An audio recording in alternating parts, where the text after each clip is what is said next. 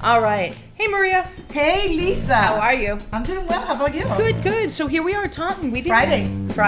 It's Friday. And we are at the Taunton Area Chamber of Commerce. Thank you, Chris. Nice. Thank you, Lisa. Thank you, Elizabeth. Thank you, everybody. Okay. All right. All right. So Maria, we have a great show today. We're going to be talking about women in construction. Okay. Really exciting topic, especially with all of the things that are happening in the world around us. Yep. We're going to find out. Go ahead. Not only did I cut you off. You did, but that's wonderful. Okay. This is our podcast. We can it's cut wonderful. each other off. So when we're having a conversation, she wants to strangle me. I will remind her of this point. It's all right. Anyways. Ignore me. Not only women in construction, but certified women in construction. There we go. Yeah. Doesn't get any better than that. It doesn't. So we both met Chante Davidson when we were at Northeastern. A little shout out to Northeastern. Yes. Northeastern. Yes, thank you for the invite, Bea. So Chante, so good to see you. So good to Likewise. thank you for coming down to Taunton. Thank you. Thank you. Look, I'm so delighted to be here. Y'all don't know this, but I spend a lot of time in Taunton. Oh. Tanya Lobo from the True Collective happens to be one We of my love very her. best. She was a guest. She was a guest. Yes, she had she us in was. tears. Yes. And she's in the room. That's what we're talking about her. Yeah, listen, I needed my security blanket today. I have not been on a podcast that's lively recorded. If that's even lively is even a word. Well, it is a word, just not in that context. And so, when you need your security, you call them. That's right. That's right. And I heard that you were nervous. Hopefully with all this give and take, Yes. you have come down a little bit. Oh, I'm thrilled to be here. The nerves, they're out the window. They're gone. It's Fun Friday. We're here. And you're not going to use the 6 pages of pointers. Shout out to Brittany Harringer, one of my team members, for helping me put that together. Okay. So I didn't introduce your company, Oh. BT2. Thank you for asking. Better Together Brain Trust is a mouthful, so we call ourselves BT2 Energy. I like it. Thank you. Would you like to know the origin story? I want to know Yes, everything. please. All right. So one thing you're going to love about this is I've been in diversity. So my last job where I was employed by an employer and was a W-2 was at the largest electric utility in the state. And I was a supply diversity program manager. Oh, wow. Yes, Okay, so we didn't fun know fact, that. That's fun. I happen to be a certified supplier diversity professional and a certified diversity professional. Snaps to me. Yes, not to you. But long story short, I was in that role when Biden and Harris were in office, and there was a lot of conversation around environmental justice and energy burden. Yep. And so I realized after a few folks reached out to me and said, hey, you should consider starting your own business, that it was time to go out on my own. So I decided to leave the company. And at that time, what I did was I used a roundtable like this, and I convened 8 separate businesses. I was one of them and 7 other around the table. And I said, individually we're small, but collectively we're mighty. And so that's how the term Better Together Brain Trust came to be. A couple of us at that table decided to join forces. And so that's how Better Together was born. Because, I spent the last few years in procurement, and the number of zeros I saw behind contracts was astonishing. Yes. Especially the tenure that surrounds them. Yes. And so I just saw it as an opportunity for us to really be disruptors, especially because in Massachusetts, there are so many incentive dollars on the table. And the only time folks go into gateway communities like Taunton, which we are right now, is when they're incentivized to do so. And so I wanted to make sure people went into our communities no matter what, with incentives or without, because we deserve all the environmental benefits that the world can give to us.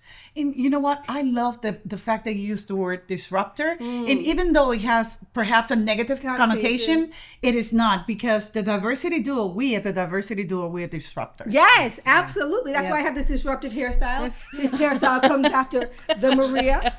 This is the Maria effect. I intentionally did this today. So, this, women supporting women. That's right. Can I get That's shoulder right. shimmy? That's right. That's right. So I want to back into your company just a little bit more. I'm going to Yes. try and keep us on what does the company do? Yes. Okay.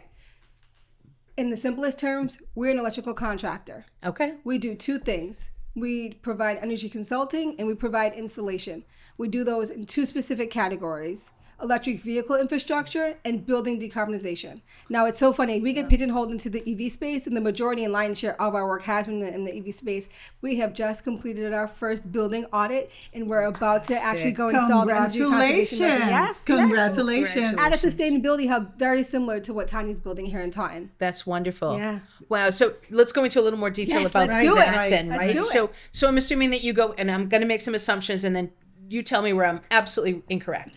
I'm assuming you go into a building and you say, we're going to assess an audit where There's leakage of hot air, cold air, depending, of course, on the season, where lights could be changed, where heating systems could be upgraded, where insulation could be added, where... You're spot on. Is there more? No, I mean, so I happen to be a certified energy auditor. CEA for those. So I mean, I have 5 certifications. Well, we can talk about those all day. We won't do those. But yeah, we're going into the building, and we're basically trying to make the building as lean as possible. Think of the building as a respiratory system. So we're going in there with whatever tool that we're using. We're evaluating what's the R value so we can understand what weatherization it needs. What's the lighting system so we can upgrade the lighting system. What does the HVAC look like? How do we make it a lean, mean energy fighting machine? Okay. That's it. Okay. Oh, wow. And then, we basically put together a report depending on the level of audit that we're going to do. There's a few different levels. And you provide the proposal to the building owner and decide how you're going to move forward. Fortunately, in Massachusetts, we have some great programs, specifically through Eversource and through MassSave. Sometimes you can even get the work done at 100%. And these are only in towns where MassSave exists. I know like Taunton happens to be TLMP, so I'm not sure how that program works. But you're spot on. So that's really interesting. So you do both commercial and business. Yeah, so exactly. We only do commercial and industrial. I'm a resident. Nobody wants me as a customer because I'm picky. So yeah, we're specific to commercial and industrial. And return on investment for the business, the building owners. Yeah, I mean the payback can be as little as 3 to 5 years. Wow. And especially this where we're using incentive dollars. I mean the business that in question doesn't have to put any money out for the weatherization or for the lighting measures that we're going to be installing. So, as a woman in this field, yes. Do you feel that you're about one of the few, or is the field, there's enough women in that field? There's not nearly enough women that are visible. I feel like there are a lot of women, or there's a decent amount of women, but not a lot. Let me give you a quick example. Okay. There was an event that happened on October 23rd at a really well-known location off of 95 where football happens to be played by one of the other large utilities in the state. And if you see the post that they made about the event, you would have thought it was a fantastic event. And by all accounts, it was. There were hundreds of people there. But when you actually look at the pictures, you don't count very many people that are female, and you don't count very many people that have some melanin in their skin. Yeah. So no representation. No representation. I like to joke that there happens to be a uniform in this industry. You ready for it? Because change a uniform.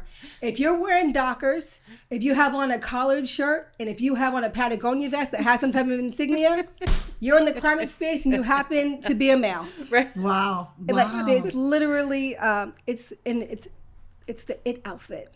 Yeah. So, talking about women in the industry, I know that you happen to be a certified minority woman enterprise, business enterprise. Do you believe that these certifications have opened doors for you or allow more opportunities to come your way? I do, but I don't think just having the certification is enough. I feel like I really know how to maximize it. So just kind of stepping back, I've been in this industry for 12 years. Okay. I spent 7 at the largest electric utility in the state before I started this venture. And so I've been on my own for 2.5 years now. So over the course of those 12 years, I've met more people than I can count. I've done more projects. I've done special projects. I've got those 5 certifications, and I've really just been able to socialize. And so I've been able to use those levers to activate channel partnerships to make this business successful. And that's actually the differentiator between us and our competition. We believe in channel partnerships as an activation strategy to make sure that we're providing electrification to all. I know, that's round of applause, right? Tanya, what do you think? Oh, she's not paying attention. She's not even paying. I think she fell asleep.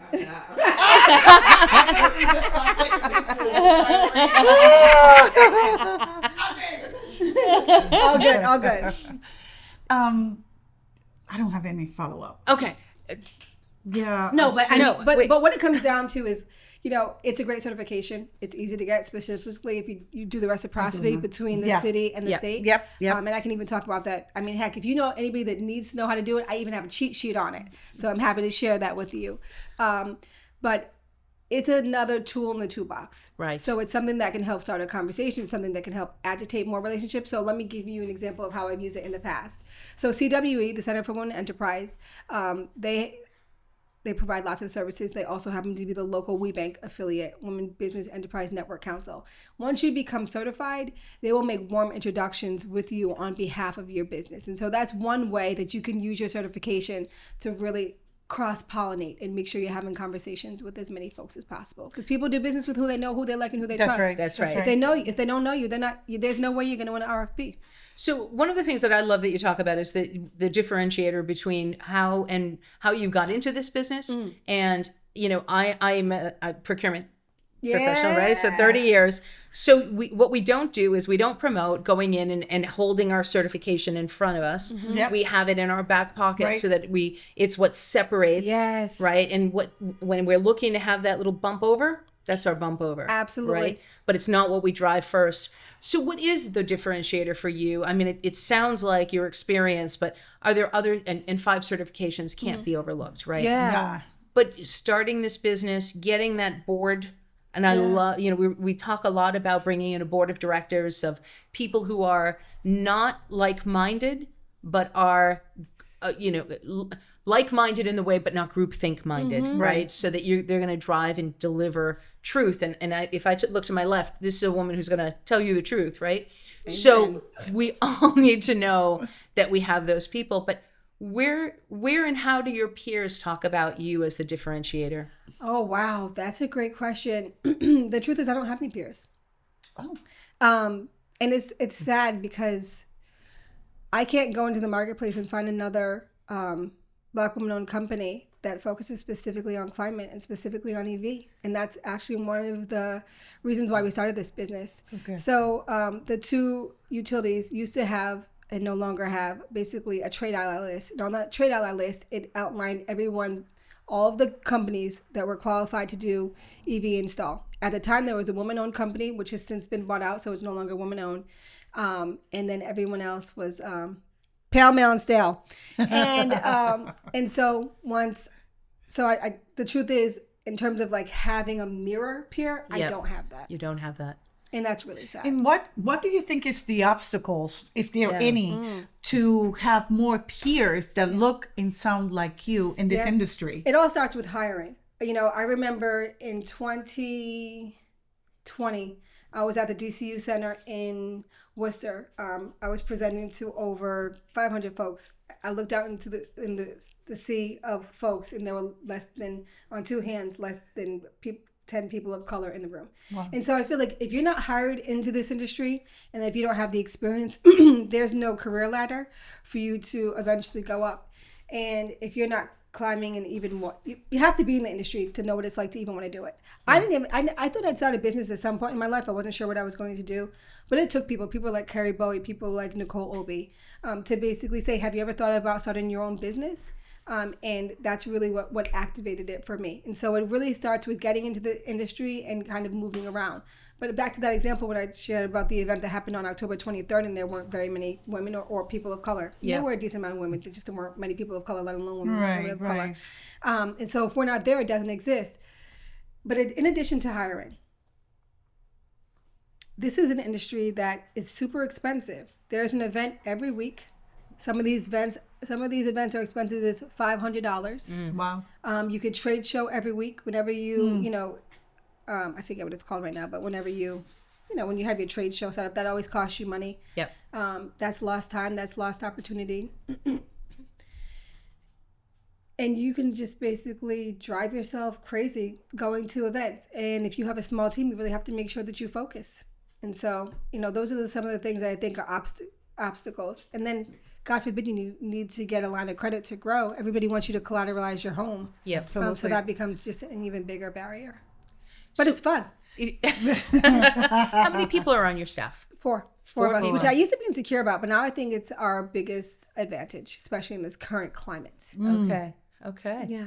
So I'd love to tell you about my team, because earlier you did ask a question about, what separates us. And so, I think I have incredible vision. I've seen what's happened. I've worked with everyone within the supply chain. So when I think about the supply chain, I think about it as a pyramid. At the pinnacle, you have manufacturers. Manufacturers have the fewest number of people, but they have the largest amount of reach. Then you step it down, you go to the distribution houses. So if you're on 93, you might run into Granite City, Electrical Wholesalers, Center Electric, and that's where folks are going to buy their widgets that they're going to install in the buildings. And then you step it down and you go to the contractors. And the contractors are the one that are going to all these commercial industrial facilities, and then you actually have the properties. And so, by cascading down, I've been able to see everyone within the specific supply chain and how they operate and what their specific goals are. If it's to save KWH or if it's to sell as much product as possible. So we have that, and that's really where I come from. Then we have a woman named Nick Vujran. She's just amazing. She's been in this industry about 12. See you soon. She's been in this industry about 20 years. She's a certified energy manager. She's audited hundreds of buildings. She's an engineer times 2. She's just super duper smart. And then we round out our team with Dave. Dave's actually in electrical school, so we have an electrician on staff, but Dave's in electrical school. He's been in the industry for over 10 years. He's got great contacts. He's been helping us build our bench for when projects exceed our capacity. And he's also been helping us, execute our projects.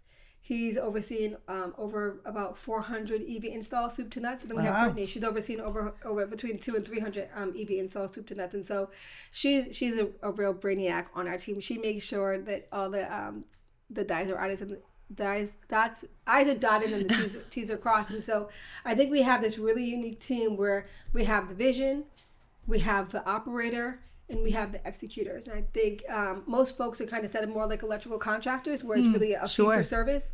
And we're really here to make sure that we understand the whole project cycle and really perform to that. Where do you see this industry in a couple of years? I'm not going to say 5 years because that's the normal question, but the industry is evolving so quickly. Where do you see it, let's say, a year and a half from now? Yeah, well, the load growth continues just to grow. And so I think about, the grids being overloaded. And so we're going to have to think about more ways that we can, kind of relieve some of that. And so like for BT2, we've started to agitate, I don't know if that's the right word, but instigate, I guess I'll say, some battery storage projects. And so we think that the industry is going to continue to boom. There's going to be a lot more, constraints to the grid because the growth is going to continue to grow. And so where we're concerned is making sure we can kind of mitigate that and provide solutions to customers where they can better manage their energy usage and bring down their costs and even provide some cost sharing. How does the tariffs have affected what you do? Especially you're talking about, oh my God, what is storing this energy, which you need specialized equipment. Yeah. How does that affect it? The company? I'm not sure yet. So I don't want to tell you, I don't want to lie to you, but I will say that right now we're working on a couple of EV projects. And so we bought our product before the tariffs went into effect. So I have not lived that yet. Okay. But Are you prepared though? No, like you can never be prepared. You can't be prepared. I tell people I live my life hour by hour. Yeah. Not at all prepared, but certainly willing to rise to the challenge. So my question is, how did you learn how to do all of this? Ooh. And I don't mean how did you learn your specific job. Yeah. How did you learn enough and glean enough information from working for somebody else that you had, and I'm going to use the word audacity to say, I love that word. I'm going to step into this world and I'm going to become a disruptive player in it? That's a great question, and I have a fantastic answer. Ooh. So shout out to Carol Ann Penny. In February of 2019, I hired a career coach. She's a woman that's, she's actually entering her 8th year. Long story short, she was doing a pilot program before she was going to leave her job.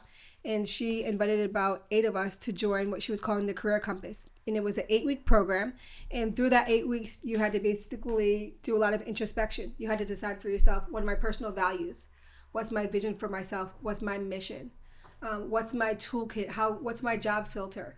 And that really kind of set me on fire. You know that we all have that belly flame. Yep. It really helped my belly flame grow and continue to glow. And so I wrote that in 2019. And then fast forward to 2020, and then George Floyd happened. Yep. The job of my dreams at the utility opened up. That's the supply diversity role that I ultimately took. Before that, I was in energy efficiency at the utility. Okay. And I didn't want the job actually when it opened up because I was like, God, I don't want to be another Black woman in a diversity role. Yep. That just happens to be my truth. And then God, shout out to James Cater. And he's like, Chante, apply for that job. I literally applied for the job a day before the rec was supposed to close, and I got it.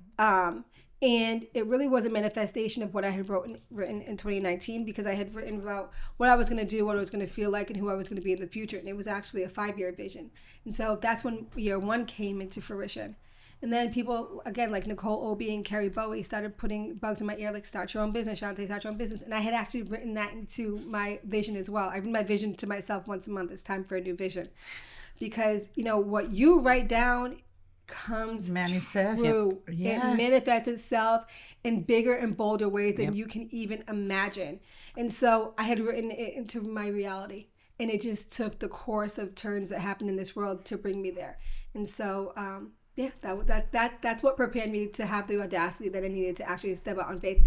And also, I'm never really sure how to say this, but there were a few men that were like, hey, you should consider starting your own business. And, they were a lot more bold in the conversations than that. And so people kept on telling me how much value I had, even when I wasn't necessarily measuring myself against that. And I was like, wow, this person thinks I can do it. That person thinks I can do it. My husband was like, yeah, you can do it. And I'll support you. He's like, you got 3 years. And so I had all the ammunition I needed. And it just a matter of one day putting my notice in, and I finally did it. I love that moment. Yes. You and I have talked about this moment. We have. Where you think you want to do something, right? And it's burning inside, and you think, I think I can. But then you do need that outside force to say, go ahead. I believe in you. That's how the Diversity Duo was born. Exactly how it was born. I love it.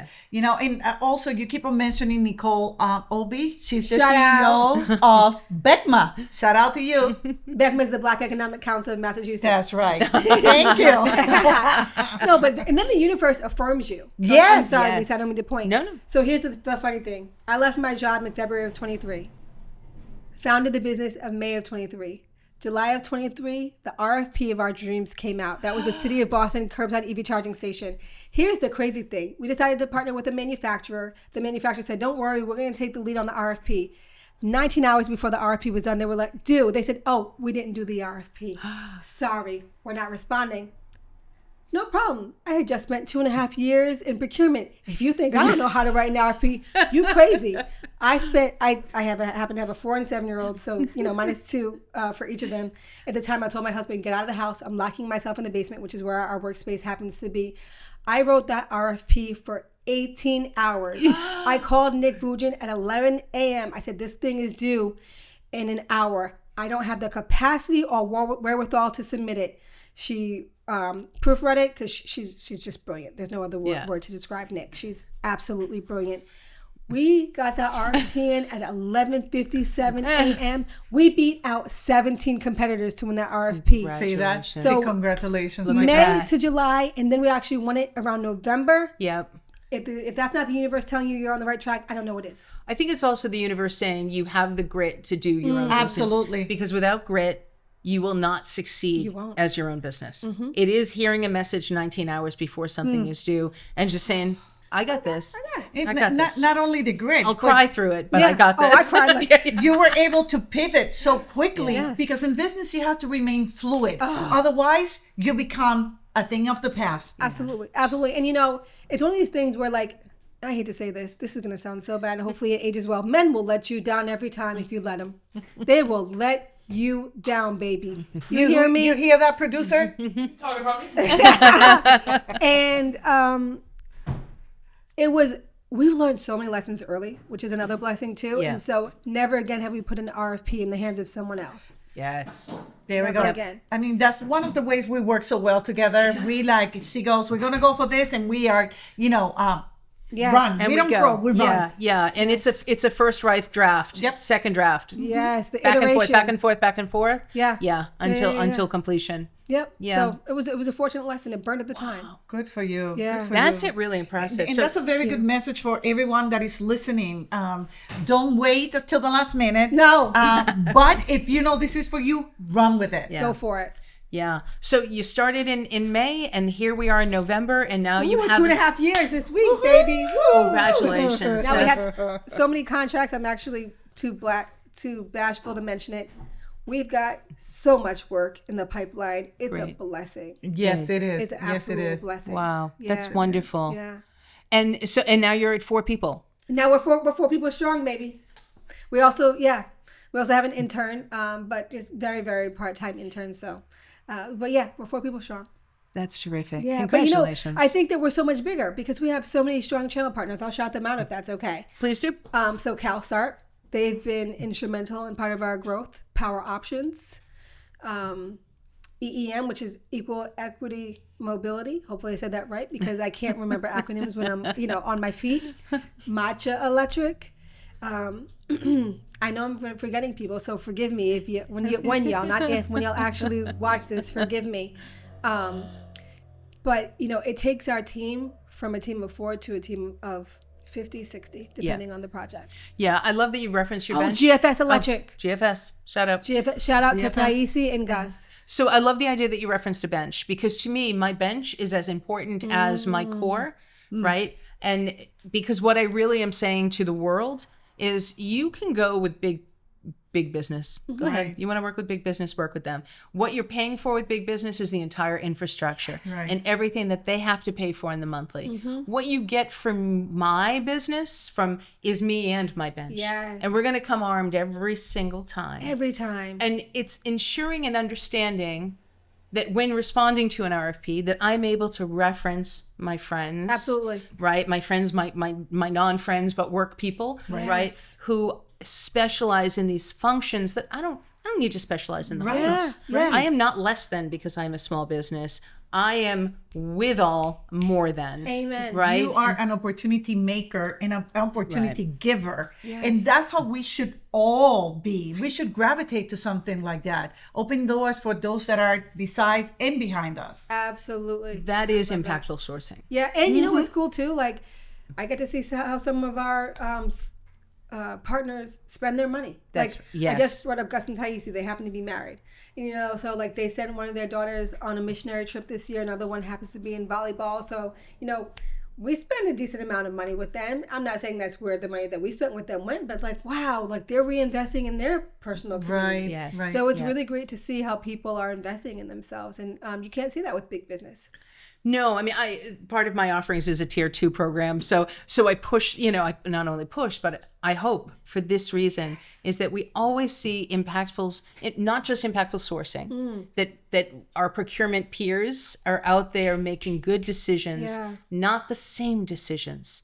It's not until they look back and they say, how do I impact with our business dollars and put them into direct communities? I love that. Especially around, for me, especially around construction. And I would say for all. Yeah. But if you're construction, manufacturing, healthcare, you're about your people. You want those people living in your neighborhood. Absolutely. Reinvest those dollars back in. And you know what's really cool? I think procurement professionals are turning over in that like folks are choosing to leave the industry, maybe possibly because they're aging out or for another reason. And so when you get someone new in that seat, it's an opportunity to build a new relationship. And again, people do business with who they know, who they like, and who they trust. And it's a really great opportunity to be their supplier of choice. That's right. That's right. Yeah. And, Maria and I just spent some time in Chicago at a technical sourcing event. And it was really interesting, right? The world of AI is coming in. So there's an argument for, are the procurement people being pushed out? And to your point, it's relationship, baby. It's all relationships. Relationship. All That's relationships. it. If you're not talking to your suppliers and understanding the supply chain and the depth of the supply chain, right? Because it's not just your tier 1. It is how many rows. We've got earthquakes all around us. Right. We've got casualties all around us. That is true. That's risk. And if you're not mitigating that risk, your function as a procurement person can be overlooked by AI. I saw it during COVID with transformers. And then it's without getting into too much detail, at one point there was only one transformer provider, and they could basically set their price, and that's a bad spot to be in, especially when you're ratepayer funded. That's not fair to your ratepayers. That's right. And that I just want to finish that point because that is impactful sourcing. If you're not, we saw what we did to Main. I talk about this a lot. We saw what we did with Main Street. We shut them down intentionally. We continue to get our packages delivered from a big guy out in Seattle, and that's it. And if we continue to buy in from that one place, and then we say, oh, boo-hoo, Main Street shut down. Right. We shut Main Street down. That is correct. If you want small business to stick around, you have to go and feed off that pool. That's the only way it's going to work. Absolutely. And, Lisa mentioned that we were in Chicago with this procurement and AI. My question to you is around AI. How does AI work with what you do in your field? Yeah, well, right now we're using it for two things: procurement. Of course. Just streamline our procurement responses, and then to manage material costs. I said that we haven't been affected by the tariffs too much, but material costs are through the roofs.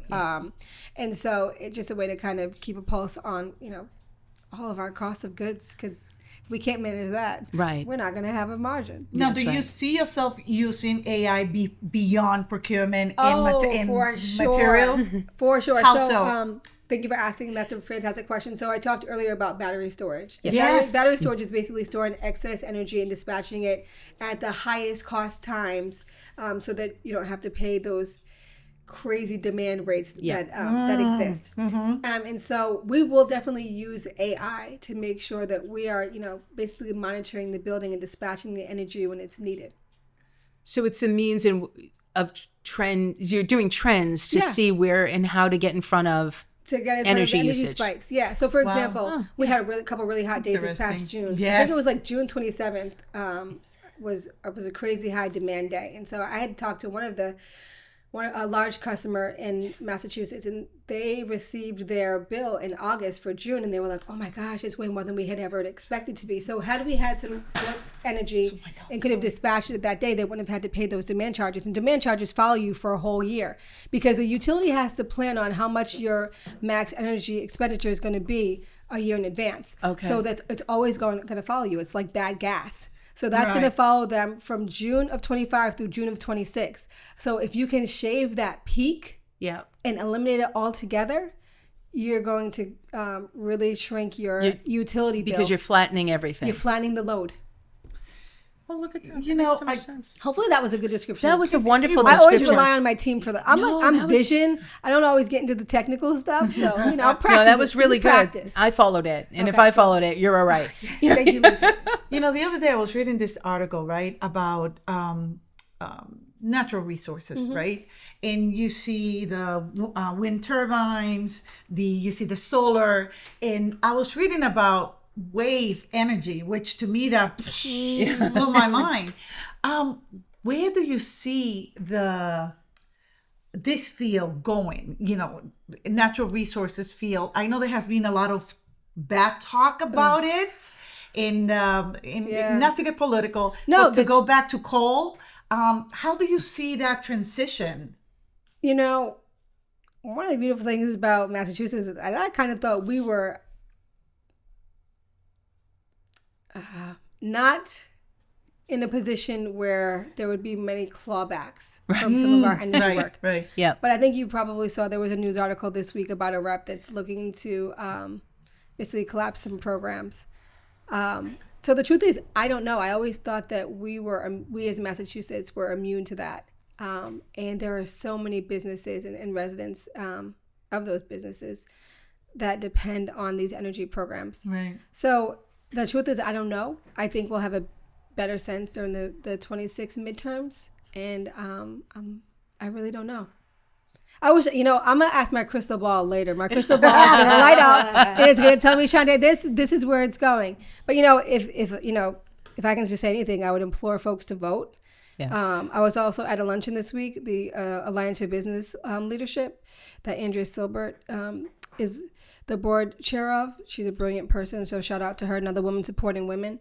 And Joe Kennedy was there, and so was Danielle Allen, and they were basically talking about the number of uncontested political races that we have in Massachusetts, and how you have to have a caucus before you can even get on a ballot, and it's a whole situation. But the message here, even though I'm saying this in a really roundabout way, is hopefully more people will run for office. Yep. But even more than that, more people need to get out and vote, because there's far too fewer people that are voting certain people in that aren't voting in our best interest.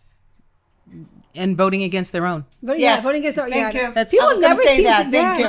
Thank you. People never see that. And I've never missed a chance to vote. I even took my kids last week to vote. They're 4 and 7, and they will, if they're my kids, they will always vote. Yeah. There you go. Yeah. There you go. It's important. It's important. I want to know if there's anything we haven't asked you that you were hoping we were going to talk about. That's a great question. You can ask people how they can do business with Better Together.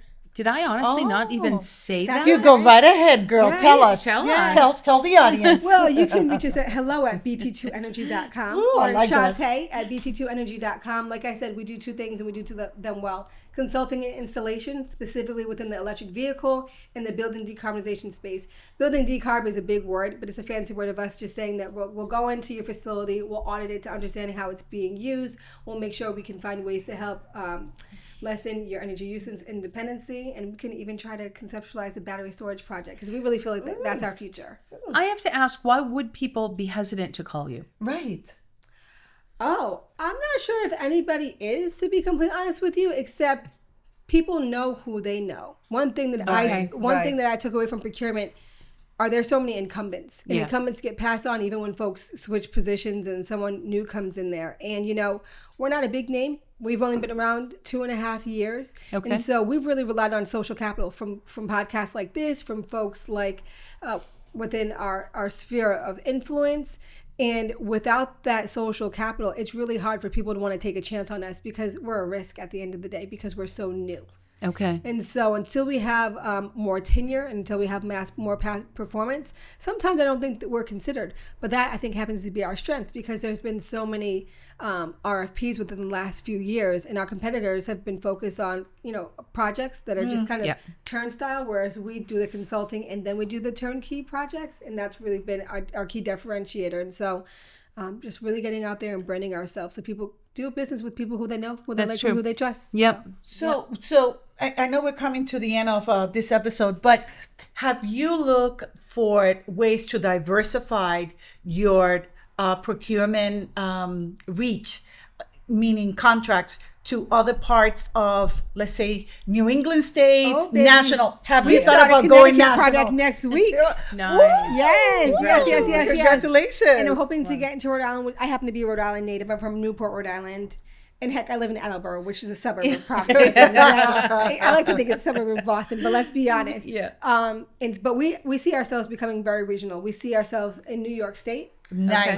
What is that called? Downstate, I guess. Connecticut, New Hampshire, possibly Maine, Massachusetts, and Rhode Island. So we definitely see ourselves as a regional asset. Okay. Absolutely. Good for you. Any plans to go national or international? Ooh. Girl. Oh, okay, so now you're in my head. I would love to go to my husband happens to be from Jamaica, so I would one of my wish projects, if that's even a thing, is to do a project in Jamaica. And I have a lot of friends that happen to be Cape Verdean. And so I'd love to do a project in Cape Verde because I think those are beautiful locations and a lot of folks from this area hail from there. Yep. And so it'd be really great to kind of give back and do projects in those locations. So I've thought of it as they're in my dreams, but not necessarily for the business. But thank you for expanding my mind because I it's something to give a lot of thought. You just put it out there. I picked it up. Yeah, That's all there is. That's all there is. You're on the right track. Well, this was wonderful. And from when we met at Northeastern, we knew you were going to be this delightful to have. Can I tell you this? So we're sitting next to each other and you're talking, you were one of the keynote speakers, and she sends me a little note. We have to invite her. And I said to her, I already have her on my list. And I just smiled and kept on listening to you. I love it. So you were meant to be here. Yeah, I was. It's funny because I saw we were LinkedIn and talking. And so, thank you. It was funny. I'll just say one last thing about that. Again, thank you to Bea for inviting me to Northeastern. And I had gotten the opportunity to bring my 7-year-old, Grant. I remember. He was there, because it was a summer event. And he thinks that I do two things. He thinks I tap on the computer. And he thinks I go to events. And so that. I'm really doing my best to let him know, this translates into commerce. Yes. Right. And, commerce helps all of us. And this is how we contribute to our local economy. And that's correct. That was a fantastic event. But it's so funny because I was able to meet Maria at a Kickstarter event that I did a couple years ago when Tanya attended. Yep. So that's a whole full circle moment for me. And so then I was able to meet the second half of the person. And it's always just great because, I told you I know my values. I have 6 values. I won't get into them right now, but one of them happens to be community. And so I just feel like y'all have done such a great job of facilitating community. Thank you. And so it's really been an honor to share my story and then our story with BT2. And I guess I'll just end by shouting out Nick Vudrin. She's a co-founder of BT2. And then our Our team members, our COO is David Mason, and our Senior Director of Electrification is Brittany Haringa. I want to say Haringa all the time, but it's Haringa. She'll kill me if I don't get it right. And so I really need to make sure I shout them out, because without them being in the field and doing what needs to get done in the background, it doesn't allow me to evangelize and be an ambassador in the field. Absolutely. And so they deserve all the flowers. That's wonderful. And you evangelize this very, very well. Absolutely. You really absolutely. do. You've You been really- a delight to have you as a guest. Really, you have. Your energy is amazing. I know my grandson, the producer, doesn't like the word amazing, but you're either amazing or outstanding or both. Ooh. So Maria, I'd love to know, what are your takeaways from today's episode? You know, I heard Chante talking about that there's not that many people of color in her field of choice, and I would love to see that numbers changing. I know that with her energy, she's going to work towards changing that the face of that field. And my second takeaway is, you know, she's very passionate about this what she does. And I'm drawing a freaking blank. That's because you're worried about saying how awesome I am. That's why. Oh yes, how awesome she is. So I just love her message and how she is so community oriented.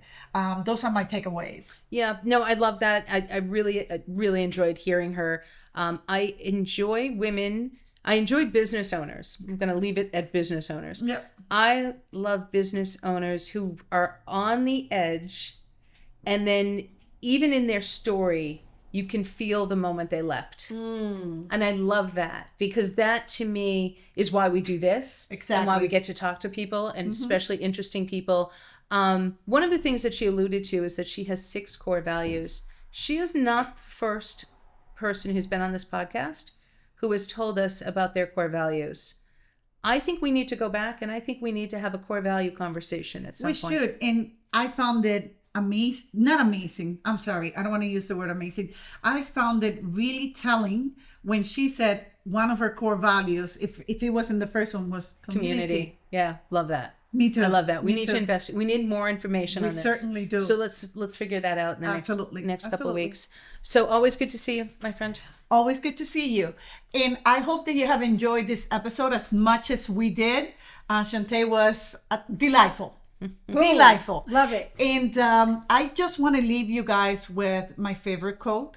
Let's continue to amplify diverse voices and foster community. You were there. You went there. I know you were looking at me.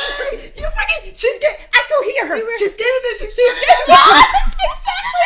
I'm like, it's Foster. Okay. It's Foster. Oh, I have something that I do with my team, if I can share it with you. Please. Okay, so when we were little, my dad used to have this thing, and he coached us for basketball, and he knew all our cheerleading routines.